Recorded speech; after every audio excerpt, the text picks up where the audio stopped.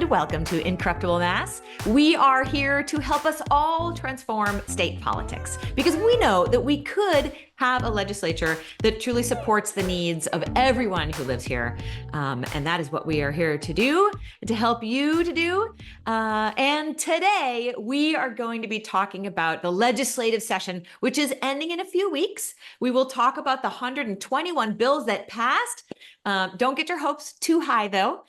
We will talk about the many things that have not passed. And those will include things like pay equity, gun safety, prescription drug pricing, plastics and climate bills, childcare, the transfer fee, a bunch of housing stuff, as well as the budget, of course, which also hasn't passed. So we're going to go through all of those things. We'll have a nice deep dive into affordable housing at the end. So I hope you'll stick with us. But before we do, I will have my fantabulous co-hosts introduce themselves. I will begin with Jordan.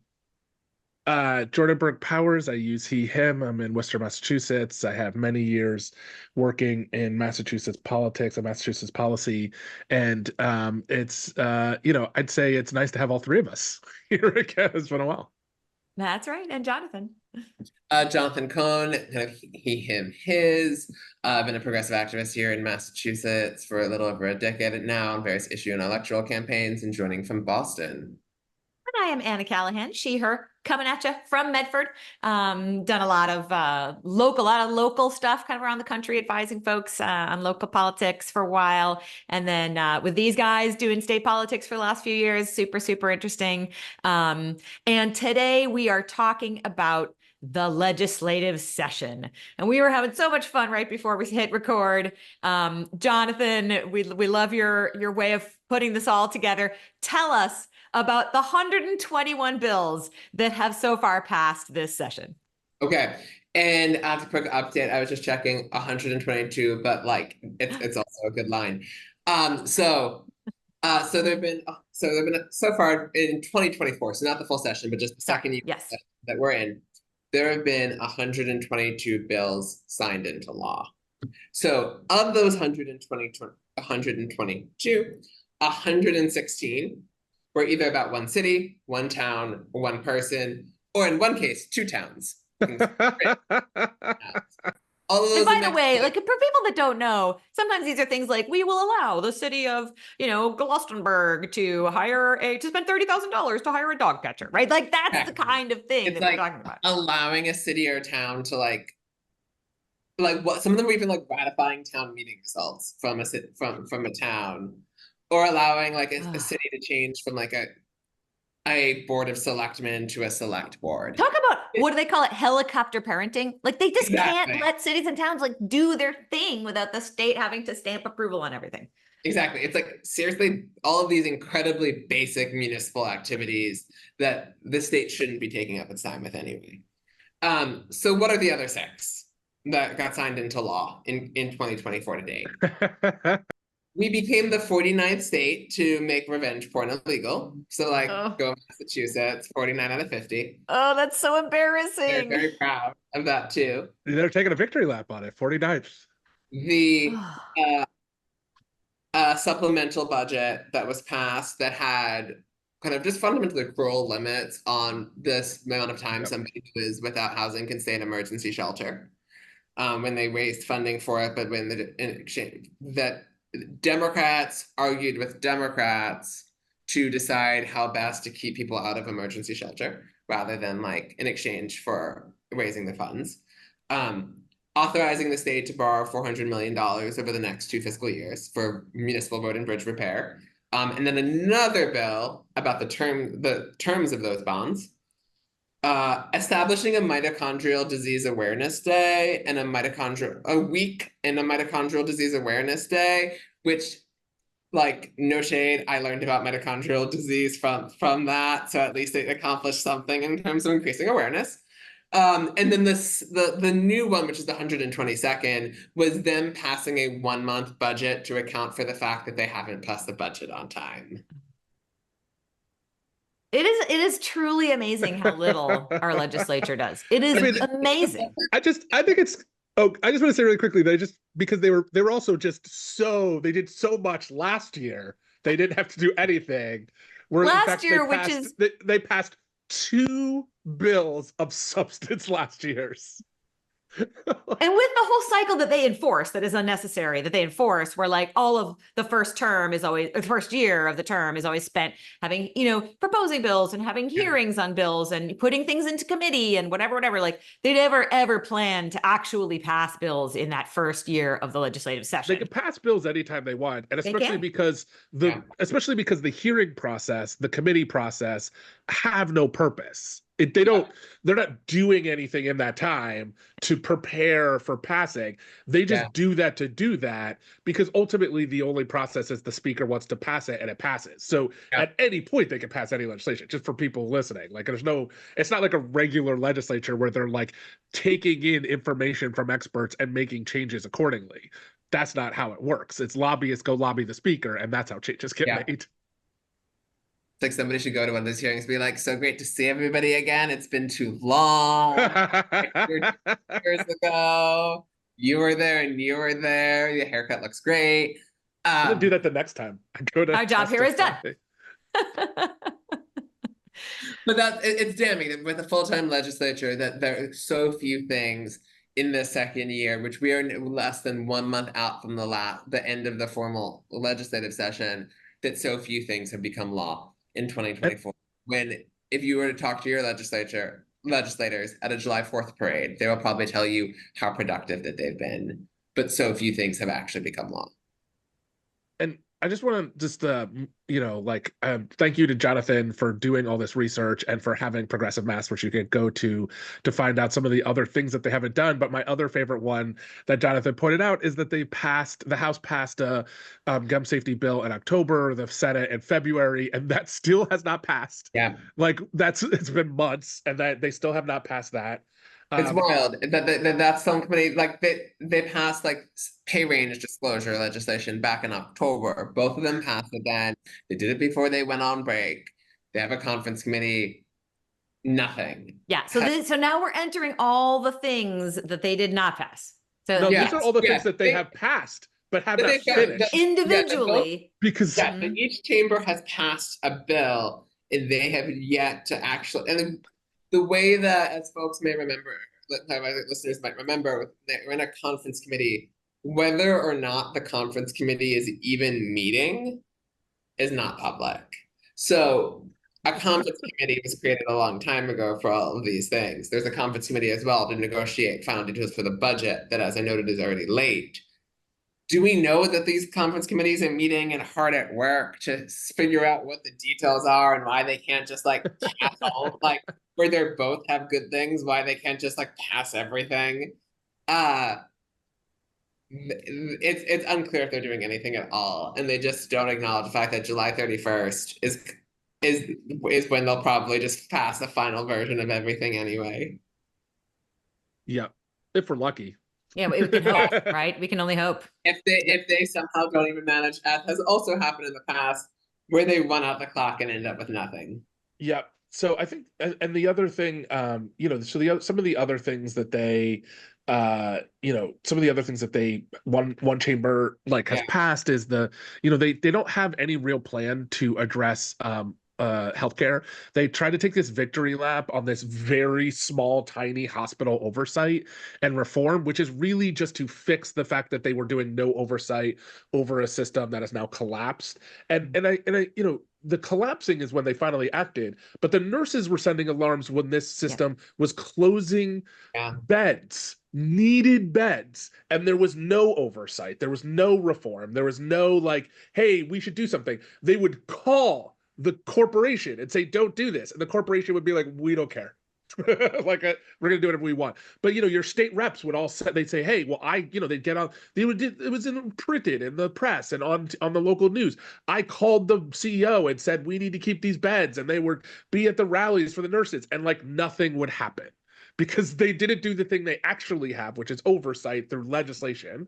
So they finally, now that it's collapsed, they're finally we should do some oversight, and they're saying. And can you let people know a little bit about what you mean by collapsed? Give us some context for folks that don't know.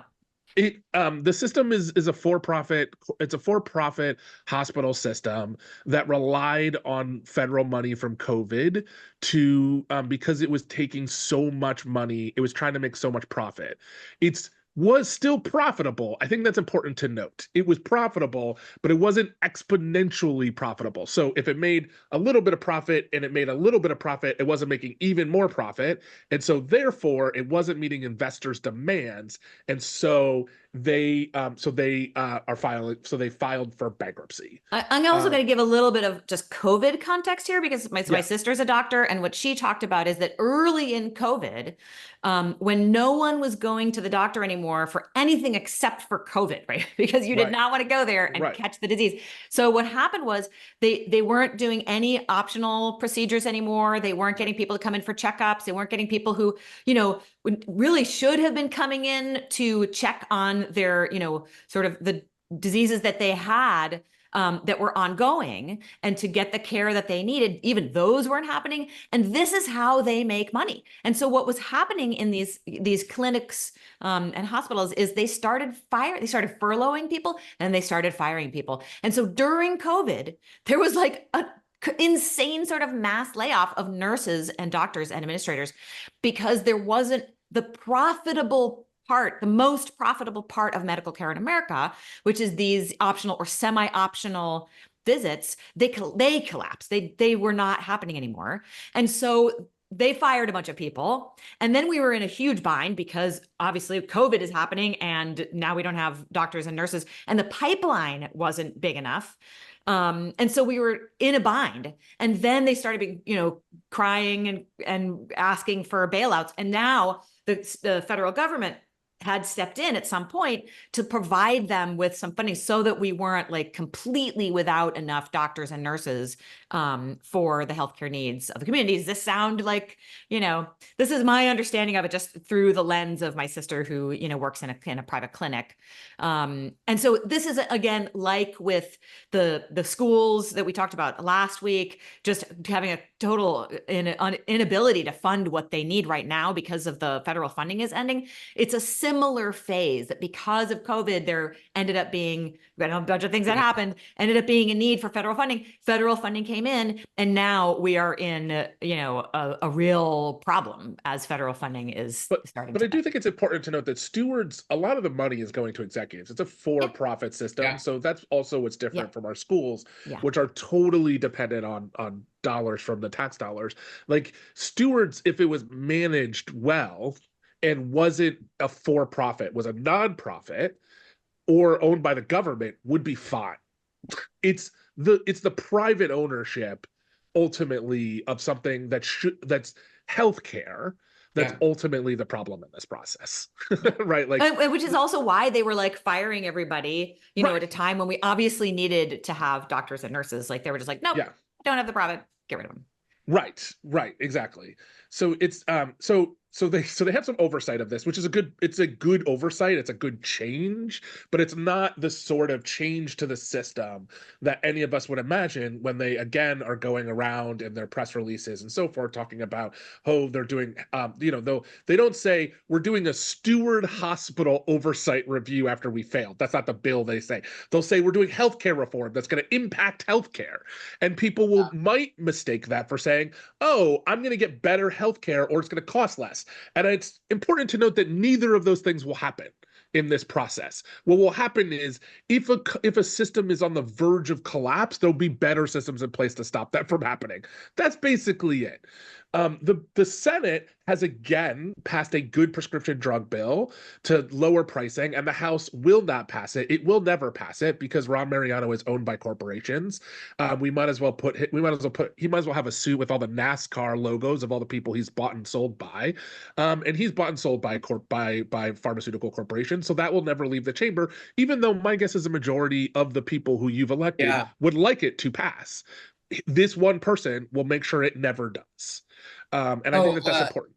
To tag in as well, the issue of things having majority support and not passing, I feel like a great illustration of that recently is with the fate of the real estate transfer fee, particularly in the Senate, where despite the fact that, so as folks may be aware, we've talked about the housing bond bill, kind of the Affordable Homes Act, and other episodes.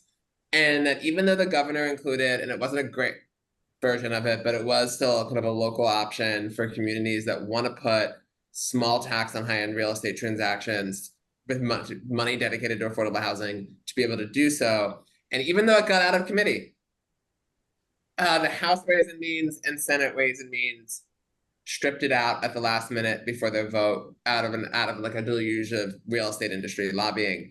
And what was wild is I had heard from a number of people in the state Senate that there was a majority support in the state Senate, that there was a vote count and it had more support than it didn't, but because of a few people who are high ranking not wanting it, because the real estate lobby talking points were especially resonant for them, the thing got stripped out entirely.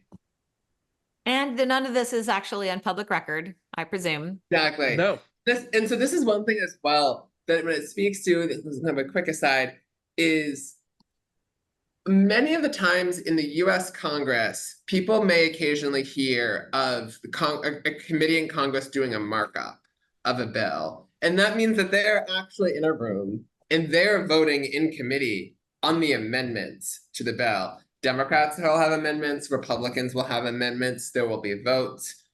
The committees aren't always great about making those votes public, but like it is something that can be reported on. There will be also a available report from that committee online, in which you will often have a minority dissent explaining like, we're rejecting this because of this, and this not making it in. The committees are a black hole in Massachusetts. So despite the fact that something had majority support, there was no markup where they then took it out, like decided to take something out that had passed the prior round. It just happens because of a few decision makers deciding to make a call. Yeah, I'm going to jump in, just remind folks that this kind of analysis is what you are not going to hear hardly anywhere else. And we hope that you will donate to the show. There's a link below. Super quick, super easy. It'll take you 2 minutes. Pop in there. You know, you can always donate the price of a cup of coffee a week, or you know, a little bit more than that if you got an inheritance from if your great uncle died and left you all his you can donate that to Incorruptible Mass. And it really does help us to ensure that the messages from this and the analysis and everything else gets out to as many people as possible. We do have folks working with us both on the editing and the graphics, but also on social media to ensure that we get the thousands and sometimes many thousands of views that we get on social media platforms where we do quotes, on TikTok where we do clips. And so if you listen to us, I'm sure you know how valuable this information is and how it really should be in the ears of a lot more people. So we encourage you to drop a coin in the bucket while you're thinking about it right now. Thank you. And if we can go on, if we can touch on those last few things that I think we would love it if they had been, got passed in one chamber, but not another, things like the climate bill and the plastics bans and other stuff like that. I note that, like, just piggybacking on what you said, the Senate passed the climate bill. It doesn't go far as much as it doesn't go as far as it needs to, but it still does a number of important things around like helping accelerate a clean energy transition, of putting discouraging the expansion of gas infrastructure in the state. Among a number, like electrifying the commuter rail and a number of other steps. And there's no commitment from the House for even taking up a climate bill at all, which is just kind of disgusting, right? Like, in other words, in the Senate also, we did plastic reduction, kind of combination of a plastic bag ban, kind of statewide, a number of cities and towns have done it, with a number of other steps to reduce the use of, to reduce single-use plastics. As well as like having better systems of recycling of kind of reuse, et cetera, of plastics that the Senate has also passed in previous sessions, with the Senate not taking up. The House not taking up. But the Senate passing and the House not taking up. The same goes for the Senate passing a bill to kind of formally codify recent executive order about making gender neutral state IDs available. They passed that in sessions past, and the House has yet to do so. Making it easier for unhoused people to get state issued IDs. They passed that previous sessions. The House has yet to do so. The Healthy Youth Act, which is just like if you're teaching sex ed, maybe it should be medically accurate. Oh, The so Senate has sad. passed that yet again, and again, the House is refusing to do so. Yeah. And Yeah, go ahead. it's and just to just to name some others really easy stuff, time off for voting. Oh It's yeah, one of my favorites too. The House passed it, the Senate hasn't gotten around to it. Just easy stuff that they could do. And of Yeah. course, I think the big one that we're going to talk about is the housing bill, Yeah. the yeah, housing bond bill, And which, oh, go ahead. I was just gonna say we covered this in a prior episode. We talked about Governor Healey's housing bond bill. We went over a bunch of the things that were in there. Each of the House and the Senate, they each had their own housing bills that they have been working on. And it's a little bit sad to see that some of the stuff that was in the Healey's bill, which was first, is not going to make it. So if we want to cover some of that stuff, that would be yeah. And so like just quickly, I'll note one point about what's in there and why it's even hard to get fully excited about what some of the good things in there is that two of the things that are likely to be some of the, say, like the progressive victories in the housing bond bill, or let's say like the tenant victories in the housing bond bill, are creating a process for sealing eviction records and for what's called tenant opportunity to purchase, where the tenants in the building have the right of refusal to try to buy it when it goes on the market. And there's a good and that is the local option for cities and towns. Both of them are good policies. Both of them are great. The House passed the tenant opportunity to purchase, the Senate eviction ceiling. Likely they both didn't do the other one because they like having bargaining chips, which is pathetic. But they between passed the Democrats and the Democrats. and the They love to have Democrats. bargaining chips. Exactly. That, but the problem is they've already passed these in 2020. Yeah. Yep. So folks might remember that in the housing bond bill that passed, or not the economic development bill that passed on January 5th of 2021. I always remember the last day of the session because the next day was January 6th. But on January 5th, 2021, and they passed it, and then Baker vetoed them. But they've already passed this, and they've already said that they supported this in 2020, and it has taken them the kind of 3.5 years since to actually just pass things again that they've already passed. And so it's hard to really feel like having a victory lap on the legislature, taking multiple years to pass something again. Yeah. While then also killing a widely supported provision backed by the governor to allow cities and towns to like maybe pass some of their own laws. I do have to say, like, I love that piece of it. It's like, what we're not going to do is allow duly elected officials from cities to appropriately address the things that are happening in their cities. What we're going to do is we're going to do what all the red states do and continue to just preempt any democracy at the local level. Like that is, drives me crazy. Yeah, it's a wild ride. And I just think that's the thing, because they'll say, because in the things it'll say the transfer fee, but it's not the transfer fee. No. They're not passing a transfer fee. They could pass a transfer fee. They're not passing a transfer fee. They're saying they won't even allow municipalities to pass a transfer fee, which is what we're talking about. It's not a transfer fee. There's no transfer fee in this bill. There is the availability of local activists who push really conservative, the most conservative aspects of our politicians, to maybe consider a tiny percentage on the most ridiculously priced housing transfers. A tiny percentage to go to affordable housing. The one place it will have a huge difference is Boston, where like that's clearly a place that's already passed it. It would have a real impact. Cambridge and Somerville also, right? Like, but it's not, they're not passing a transfer fee. That would be great if they pass a transfer fee. They're not even doing that. That's the worst thing. And it's also the thing that's like particularly jarring whenever legislators have said, oh, well, this only would help some communities. If you want the money to go statewide, pass a transfer fee where the money. Well, they could literally do some sort of transfer fee that goes to the state affordable housing things that specifically targeted flippers, right? They could be like, hey, if you're going to flip within 3 or 4 years, then we're going to have like a 20% transfer. They can do anything they want, right? But we're talking about just allow democracy to happen at the local level, and they can't do it. And we all agree that housing is like one of the most pressing issues in the state. And I just want to remind people that they call it the Affordable Housing Bond Bill, but it is not doing that. And I just think it's really important that we just highlight that.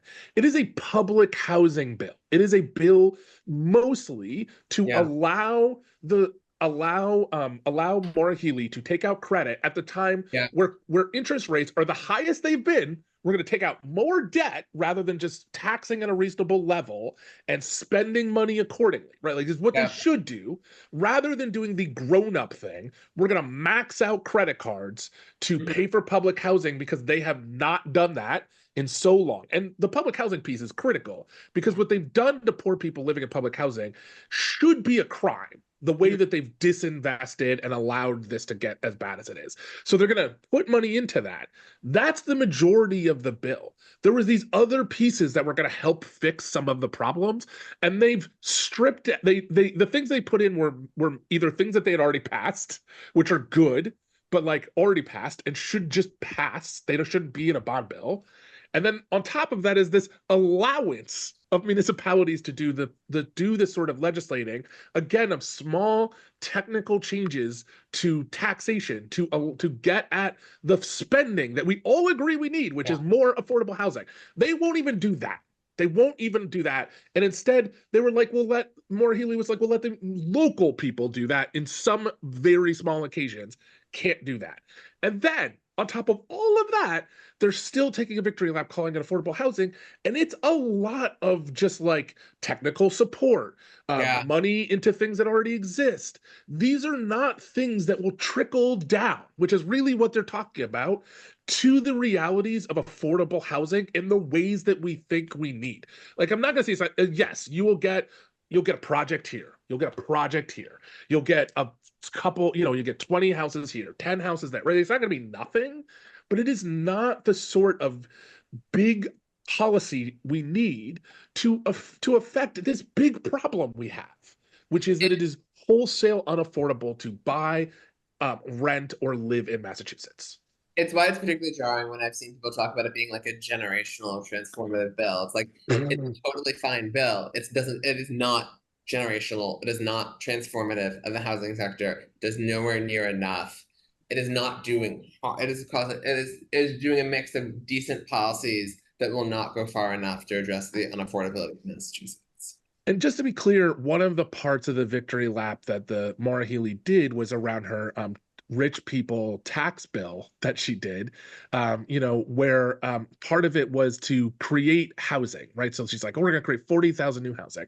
And for those of you who don't remember, it was a tax cut to developers, these same people who are now bemoaning the transfer fee, a tax cut to developers to allow them to gentrify Black and brown and poor people neighborhoods. And the reason we needed it, we are told, is because no one would want to live next to me because we're just two terrible people and no one would want to build or create housing in these sorts of places. And so we needed this thing. And so one of the projects, because this fund already existed, they just expanded it. They put more money into it. One of the projects that took that tax credit in the city of Worcester, it is being listed. The sort of rents that are being listed are 3 times what I charge in my 3-decker. 3 times. That's insane. That's what they've given free money, your money, to developers to do. And that's what they're claiming. Right. And they're saying like, oh, look, we're building affordable housing. Building housing.